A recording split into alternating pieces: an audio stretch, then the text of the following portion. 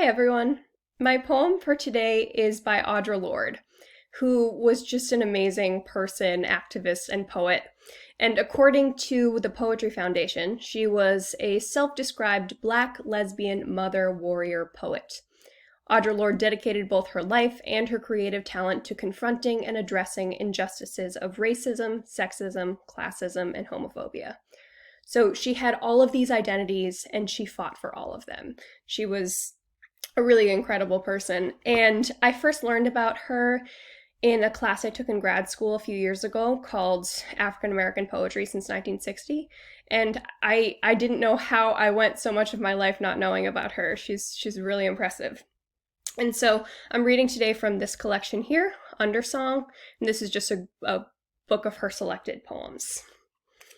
And so the poem I'm reading today focuses mostly on that identity of mother. And I've been thinking a lot about mothers during this closure, mothers with young kids at home, mothers with older kids at home, mothers who are separated from their kids, new mothers, pregnant women. I just found out recently one of my best friends is pregnant for the first time. And while that's super exciting, it's also a really stressful time to be figuring out what it means to be a mother. And so I'm not a mother myself, but I hope to be someday. And I just really love this poem. And I think Lorde captures what it might be like to be a mother. And so the poem is called Now That I Am Forever with Child. And it was first published in 1963. And that you can see is a picture of Audre Lorde next to a blackboard that says, "Women are powerful and dangerous." She's really cool. So here's the poem, Now That I Am Forever with Child, by Audre Lorde. How the days went while you were blooming within me.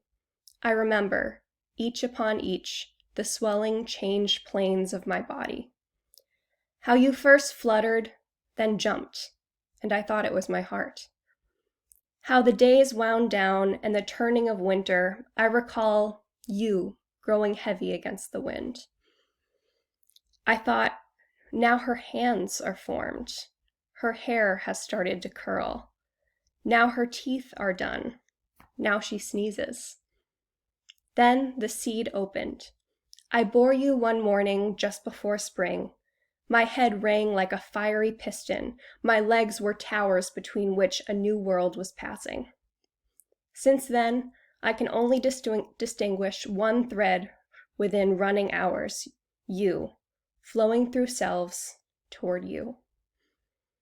So thank you to all of the mothers out there, to my own mother, to anyone who's mothering in all kinds of ways during this crisis. All right, thanks everyone. Hope you have a great day.